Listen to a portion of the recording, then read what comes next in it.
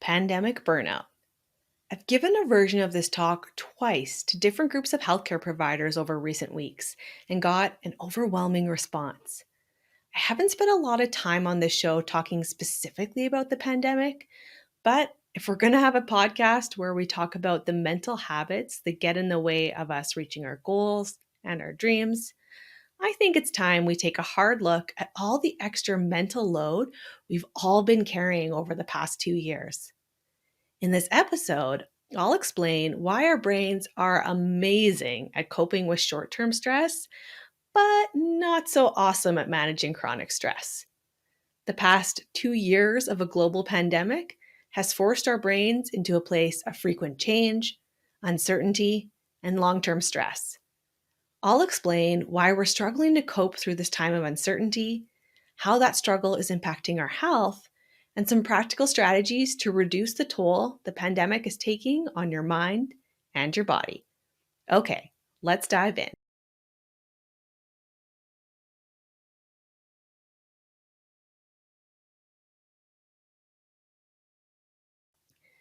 This summer, I locked myself in a stairwell twice in my office in the same week.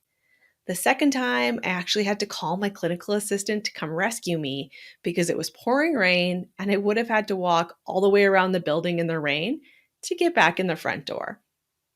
How could this happen, you might be wondering?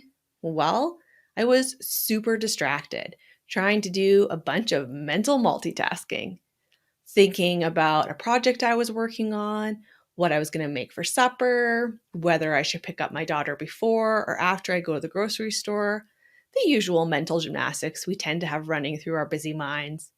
But I was also thinking about how my business was changing in the pandemic, how we were again adapting to a new set of restrictions and openings in some areas, but not in others. If my daughter's daycare would be closed again in the fall when cases surge, and if we could travel again this winter.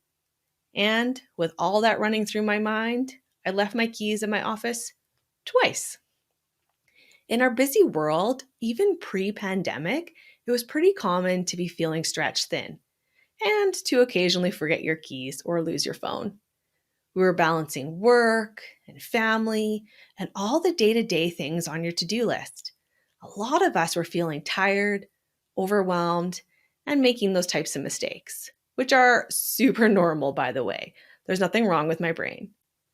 A 2 year pandemic threw a huge wrench in the mix for our brains and for our bodies that unfortunately has impacted most of us in terms of our mental and cognitive health. Our brains are designed to deal with short term stress, and we're actually really good at dealing with crises. Our brains evolved to handle emergencies, short term emergencies at least. Let me give you a quick overview of how your brain reacts to an emergency with what's often referred to as the fight or flight response. When something stressful or scary happens, your brain reacts with a specific pattern, the fight or flight response. An area called your amygdala reacts first. That's the part of your brain that processes emotions like fear. If your amygdala says, whoa, whoa, whoa, this is potentially dangerous, like you spot a car coming out of the corner of your eye as you cross the street, it sends a message to your hypothalamus, which is like the relay center for your brain. Your hypothalamus then activates your sympathetic nervous system, which responds by giving your body a burst of energy that it needs to react to the danger. Your adrenal glands release epinephrine, which is adrenaline, which makes your heart beat faster. You breathe more rapidly to get oxygen to your brain and your muscles. Your eyesight and your hearing sharpen, and your muscles tense. Most of us have felt this before, whether it was seeing a car coming suddenly, or you miss a step on the stairs and for a second think you're going to plummet to the bottom. And this is normal and helpful. After this initial surge of adrenaline, if the danger is still there, your hypothalamus triggers what's called the HPA axis, which stands for hypothalamus, pituitary, adrenal gland system, which causes a release of cortisol into your body to keep it revved up dealing with the threat. Then, when the threat is gone, the car passes and you're fine, or you catch yourself on that handrail before you fall, your hypothalamus triggers your parasympathetic system to start calming your body. For 300,000 years of human evolution, the system worked great. Our ancestors lived for thousands of years in a world where emergencies and stresses were short lived. You either found food or you died. You fought that angry bear and won, or you didn't. Our brains didn't have to deal with long term stress. Our goals were survival, and our brains worked great. And we saw how well those emergency systems in our brains worked early in the pandemic. Yes, there were some folks who hoarded toilet paper, but most of us handled those first few weeks in the spring of 2020 pretty well. We made jokes about toilet paper shortages and having to use anything we could find as tissue. We took on new hobbies with the extra free time we had when everyone was sent home for a month. Cooking's not really my thing, so I didn't join the sourdough bread trend, but I did do a lot of cleaning, and I started this podcast. We all banded together.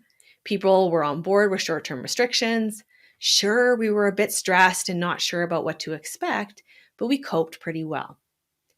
Then the pandemic dragged on through the summer and the winter, then got worse again in the spring, and we finally got some relief in the summer, only to have the world come crashing down again in the fall.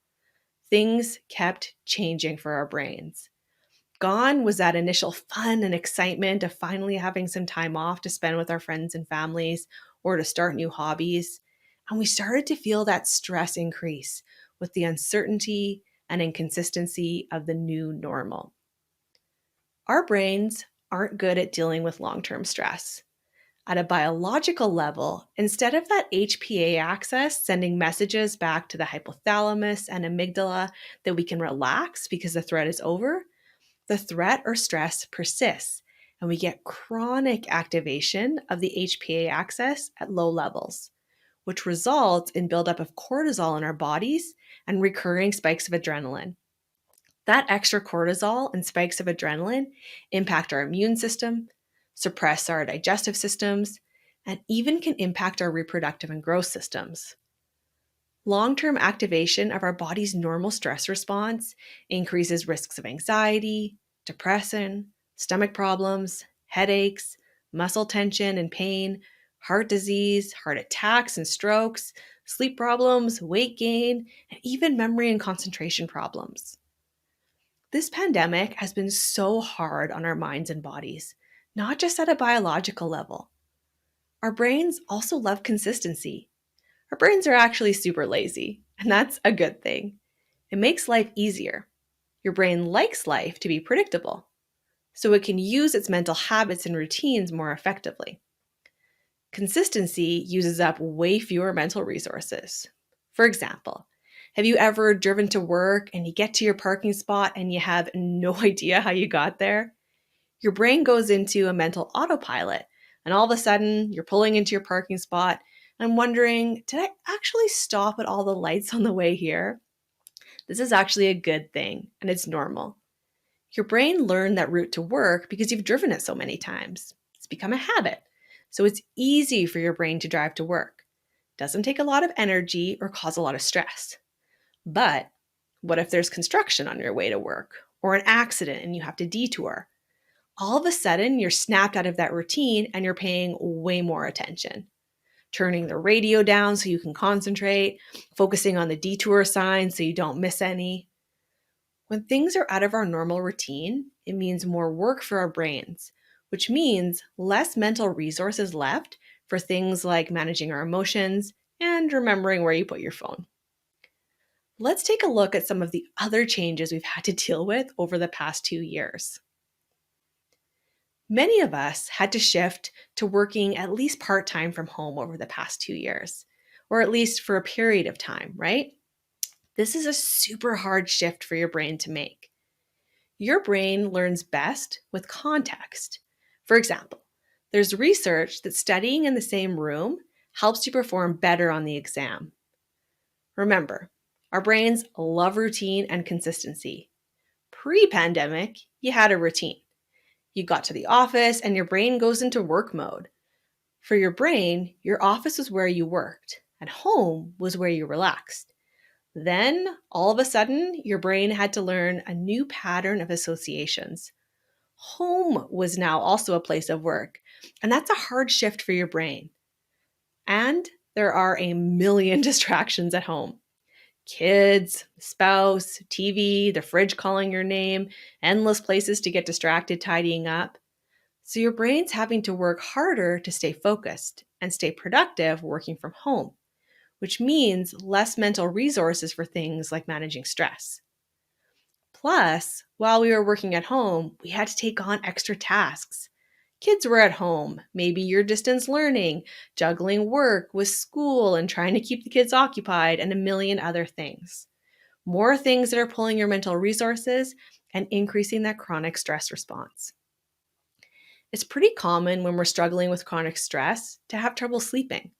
The trouble is, sleep is when your brain and body recharge, including when a lot of your memories are made into long-term storage. If we're struggling with sleep, we're starting every day with a partially empty cup of resources, which just adds to the stress. And we've been spending a lot of time on screens. Presentations that used to happen in person to give your brains and eyes a break are all virtual. Technology is amazing, but increased screen time can cause eye strain if we're not used to it, especially if we're working from home, maybe at our kitchen table that's not ergonomically set up. And we know that the light from our screens impacts our sleep. There's also been a loss of connection. Humans are a social species, and that physical contact and connection is important. Our reliance on screens has made that really hard over the past 2 years. Another huge component of the pandemic stress we're all dealing with has been uncertainty and frequent change. Take us back to the spring of 2020 and the world turns upside down and we're thrown into uncertainty and restrictions. Then in the summer, things improved a little bit, businesses started opening again, only for cases to rise in the fall and even stricter restrictions to come into play. In the new year, 2021, things look optimistic and improve again. We're feeling hopeful. Then there's a surge in the spring and more restrictions. But vaccinations are here, so that's good. And by July, life is almost back to normal. Then new variants surge and more restrictions. While I'm recording this episode, we're smack in the middle of the Omicron surge, and cases are higher than ever. Each of these changes is going to spike that stress response for your brain, and the uncertainty and lack of predictability that keeps that chronic stress response going in the background. To make things worse for our brains, there's no escaping the stress because of the constant barrage of coverage in traditional media and on social media. Okay, this next part is really important.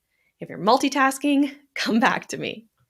If you take nothing else away from this episode, remember this. Both the news and social media companies are businesses, and disaster sells. I know this sounds cynical, but it's true and it's important. Facebook has been all over the news this year for how it's been accused of pushing negative content because the app creators know that disaster sells.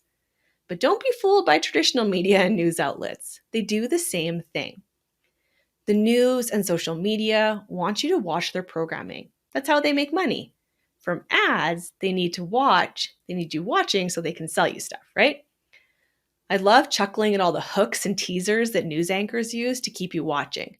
Like, coming up after the break, could this surge of COVID be the worst ever? Even pre-pandemic, I avoided watching the news. Except when I lived in Halifax and the news was full of fun stories like the local pumpkin racing competition. For real, they carved out giant pumpkins every fall and paddled them across a lake like a canoe. It was amazing to watch. The constant media coverage of the pandemic has increased our stress response, especially when it's so easy to access. The news is always on. You can just pick up your phone and read articles all day if you wanted to. Or you try and take a break from the stress and scroll through social media, only to see your friends and relatives arguing about vaccines and restrictions. And all of this activates your brain's stress response. So we really can't get away from the stress. It's always there reminding us of how our lives are not normal right now. Our normal support systems for managing stress were also taken away during the pandemic. Gyms were closed, group activities were canceled, we were isolated from family. Isolation takes a toll on our brains. There was a Swedish study back in 2012 that followed a large group of older adults as they aged and found that having rich social networks, which means friends and family that you spend time with regularly, increased life expectancy by 1 to 2 years. There's research to suggest that loneliness can be as harmful on our health as obesity. Not only are we dealing with more stress, our go-to coping strategies are hard to come by right now. The result? Increased stress, anxiety, we're all feeling tense and irritable, we're not sleeping very well, our routine is out the window, and we're always wondering what's going to happen next. We're worried about our health and the health of our loved ones. And there's also a lot of fake news and misinformation out there that makes that uncertainty and fear worse. We're starting to see the research come out now about the toll the pandemic is taking on our collective mental health. Here in Canada, we're seeing a rise in symptoms of anxiety, depression, and alcohol use. We're reporting more loneliness and isolation, and financial strain and pressure is making things worse. And all of this change is taking a toll on our minds and bodies, which makes it that much harder to focus on that project at work or stay productive towards your goals. Remember, your brain only has so many resources, and all this extra mental load from the pandemic is burning through those resources. So, what can you do? We're not out of the woods yet or back to normal yet, but we can take some actions and steps to reduce that stress response for our brains. What these strategies I'm going to share have in common is they create consistency, routine, and reduce that uncertainty that's causing your chronic stress response with the pandemic. We can't get rid of all the uncertainty and change, but we can make small changes and shifts in our day to reduce that stress and bring back some control for your brain. Strategy number 1, get back into a routine. Remember, our brains love routine. It makes life so much easier and brings a feeling of consistency to your brain that feels good. For example, if you're working from home, have a dedicated workspace. Always work in the same place, not sometimes at your desk or your counter or the couch or your bed. Have a regular schedule, get up at the same time, take breaks at the same time. Even if your hours are different at home, get into a routine that you repeat every day. Strategy number 2, fill your mental cup so you have more resources to cope with stress by taking care of your mind and your body. Exercise regularly. Even a 20-minute walk at lunch can reduce stress and help you focus and concentrate. Eat healthy foods. Prepare snacks and meals, even if you're working from home, so you're not just going to the cupboard to grab whatever's easy when you take a break. Pay attention to what you're feeding your brain as well. Things like putting social media limits in place, turning off your alerts on your phone, your email alerts, taking breaks from your screen every day, all will improve your stress response. And strategy number 3, give yourself a mental break. Acknowledge that our brains weren't designed for this, and it's been really hard. We can't control Mother Nature, but instead of focusing on what's out of our control and all the what ifs and uncertainty, focus on what is in your control, like getting enough sleep, doing things that are fun and that we enjoy every day. Side note, that Swedish study I told you about also found that folks who participate in leisure activities like hobbies, and they do that regularly, live on average 1 or 2 years longer. Our brains need to do fun things too. Can't be work and stress all the time. This episode is brought to you by my free daily productivity checklist. Ever wished you had more time in your day? This workbook will walk you through the steps that I use to set up my day to maximize productivity so you can get more done without feeling totally overwhelmed or staying up all night to squeeze it all in. Download your copy at drnicolebyers.com/checklist. That's drnicolebyers.com/checklist. Okay, let me do a quick recap because I know that was a lot. Our brains were designed to respond to emergencies, short-term emergencies, and they do that really well. But long-term stress is really hard for our brains to cope with. The biggest cause of long-term stress over the past 2 years? Uncertainty and change. So much of our lives has changed, and we don't know when it will end. And that takes a toll on our brains and bodies. When our bodies are drained, we're more likely to have errors like locking ourselves in the stairs or putting our lunch in the cupboard rather than the fridge, which I also recently did. And we're more likely to experience decline in our health, sleep difficulties, stress, and anxiety. We can't control everything in our lives, but we can make small changes to fuel our bodies and our minds so we're better able to cope with this stress. Thanks for tuning in. I'm Dr. Nicole Byers, and this is the Bold Life Podcast.